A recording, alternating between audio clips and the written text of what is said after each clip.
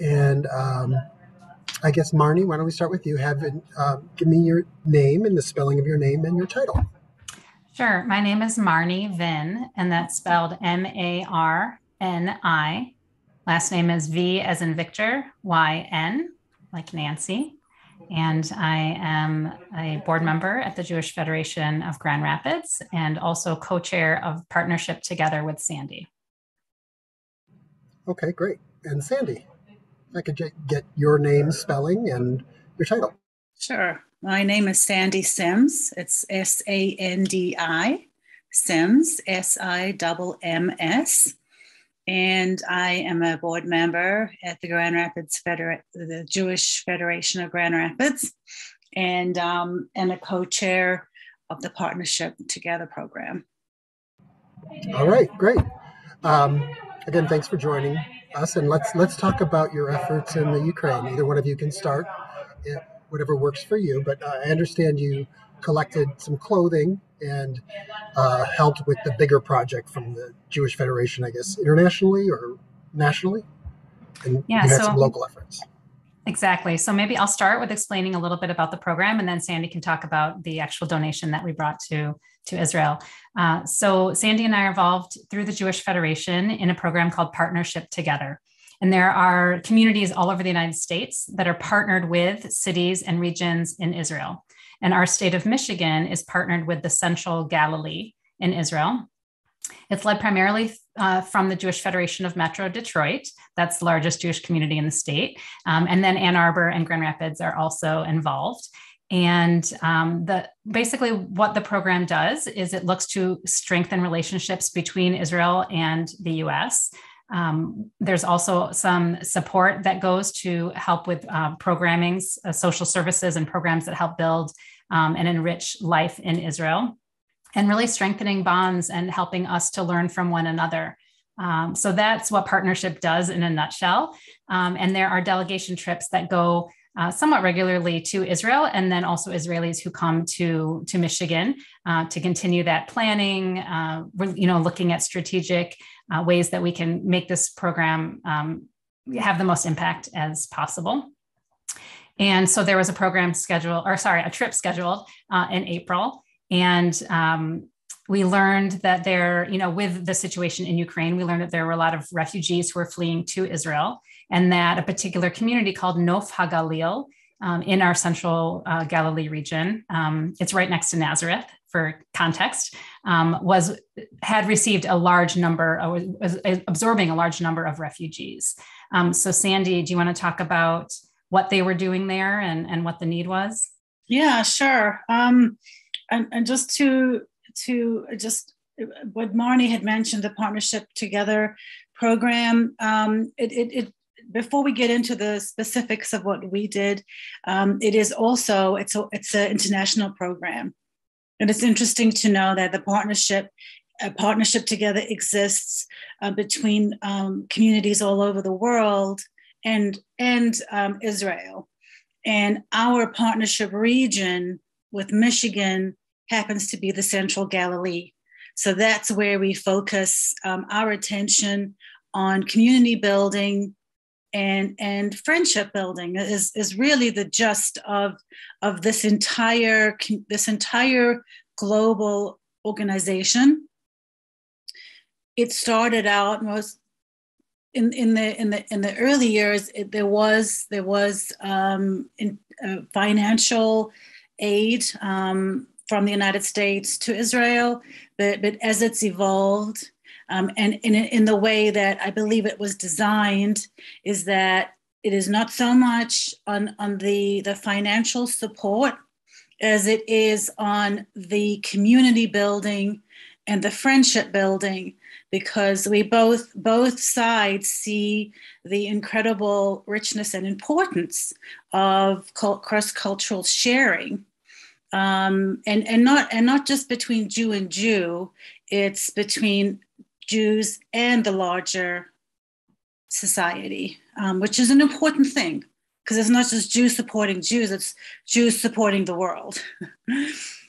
So Sandy, can I just jump in real quick too to add one more thing about that? Sandy, thank you so much for clarifying that. It's so important. And one little tidbit as an aside is that when we went on this trip in April, the theme of the program was shared society. Mm-hmm. So we were looking at ways that Jews and Christians, that the Israeli Arabs and Israeli Jews were living side by side and finding very successful ways, of working together and being a model for the rest of the country and in fact the rest of the world. So thank you, Sandy, for bringing that up. Absolutely. It's really important to both of us and to everybody who's involved in this really amazing organization. So in our little world of Michigan and the Central Galilee, we found out that Nov HaGalil had started a makeshift like shopping center. One of their municipality buildings, that they turned their underground garage into a massive shopping center that was beautifully organized, marked, and staffed by incredibly empathic and caring people. They explained how they got there. Basically, they realized, well, the Nov HaGalil committed to absorbing 1,000 families, and the residents of Nov HaGalil realized that they needed everything. So people in the community started to donate everything, including some of the people had like second apartments or second flats, and they were making them available to some of the families. So these basically women with young children under 18, having left husbands, sons, fathers, all of their male family members to fight, they arrived with nothing. So the community donated, and we found out that the center had been set up, and we thought, well, we're going to be there. Let's see what we can do. So we reached out to them, and the greatest need was underwear and socks, new underwear and socks. So we put out a plea to our community, the Grand Rapids Jewish community, and people started just flooding in socks and underwear, including Meyer. And I want to mention them too, because they're just an amazing collaborator in our communities. So Marnie and I ended up with 70 pounds of socks and underwear that we stuffed into suitcases and pulled them to Israel. And then we arrived on our day with our committee, and the Detroit participants had also brought stuff to donate. And we arrived, and it was wonderful. We took great pictures. We helped them sort, because there's only a few hands. So we helped them sort through all of this 100 pounds of underwear and socks. And they gave us a tour. And the mayor of Nov HaGalil came to speak to us as well. And he thanked us for coming, and there was also a financial commitment made. But basically the point was, thank you for what you've done, but the need is huge, and we continue to do the best we can, and we need as much help as we can, is really the message. And even though this is incredible, these families have landed, have been able to, as much as they can, start a different life. Their children went straight into school, and women are getting help to find jobs. So in the interim, while this war is going on, Nov HaGalil is absorbing these families and helping them to weather the trauma. And also the social services of what's going to happen if they can't go home. So it's yeah, the community is not only finding homes for these people and providing them with all the clothing, but they're also getting the kids in school. Mm-hmm. They're providing social workers to help, like Sandy said, with the trauma. They're really trying to absorb them in every possible way and help them to settle and find a safe place to be until they can go home. And also the contingency that they might not be able to go home, that this area is going to now have all of these new residents. I have the feeling, like it wasn't said, but Israel has so much experience with absorbing traumatized people and helping them settle and become productive. That's just like the way that the mindset, get them, help them settle, help them find, a rhythm in life again. So you said 100 pounds of underwear and socks.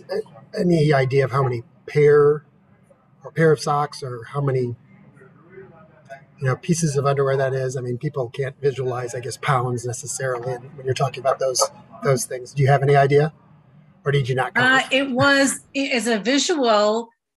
3 shopping carts full, and mountains, full.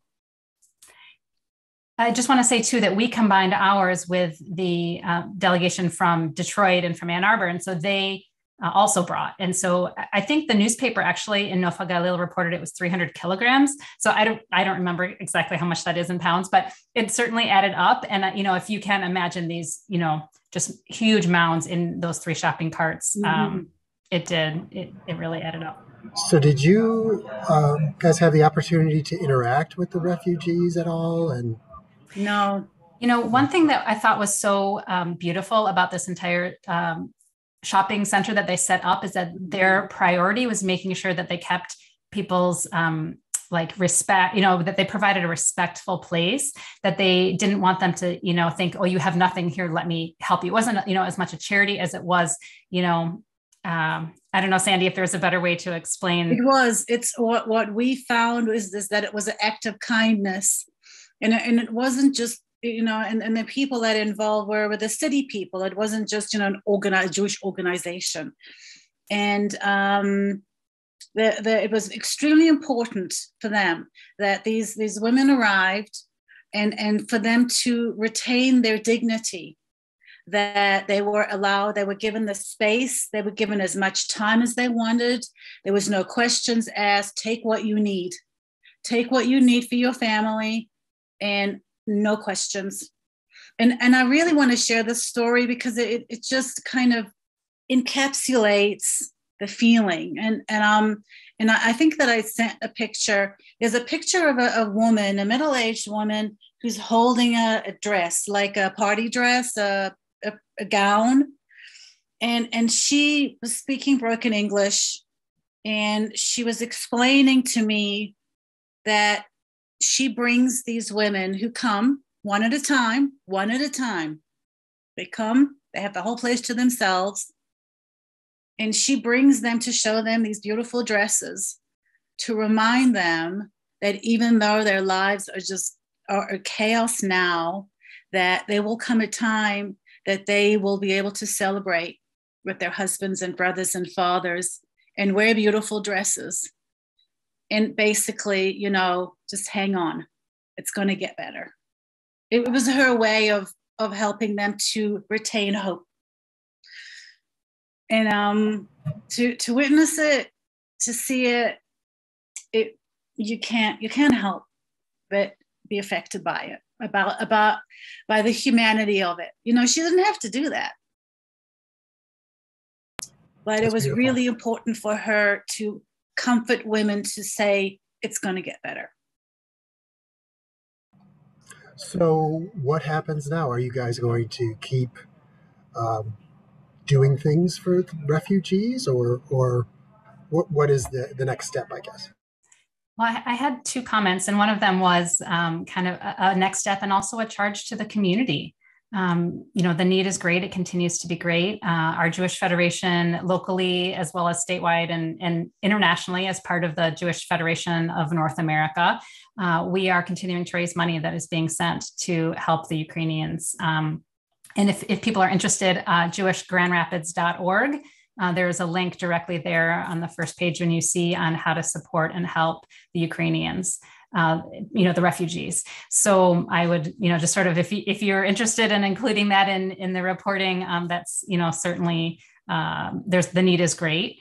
And I also just wanted to mention too at some point that I just want to emphasize how much the Jewish Federation of Metro Detroit is really the convener of this and our point person to the community and to this initiative of bringing the socks and underwear. So I just want to make sure too that they get their recognition of helping us in Grand Rapids to be able to plug into this opportunity in Israel. So it started with Detroit, and then you guys learned about it and joined in. Exactly. Yeah. Okay. All right. So you're helping Ukrainians in general. This isn't a focus on Jewish Ukrainians. It's all Ukrainians, correct? That you're helping.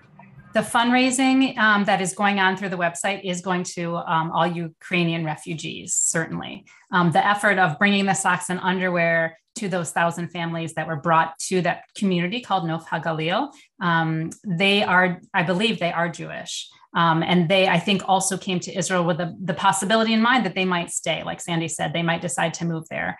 And as Sandy mentioned, Israel is known for absorbing Jews, who are coming from all over the world who are in need. So the infrastructure is there to help them if they choose to stay.